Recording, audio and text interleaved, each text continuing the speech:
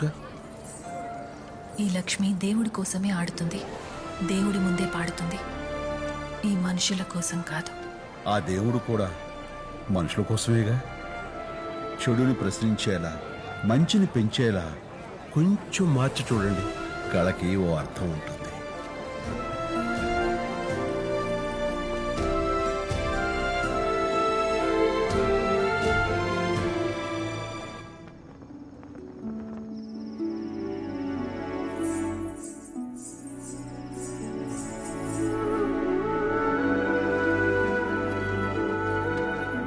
ఏంటి ఆయన చెప్పిన దాని గురించి ఆలోచిస్తున్నావా?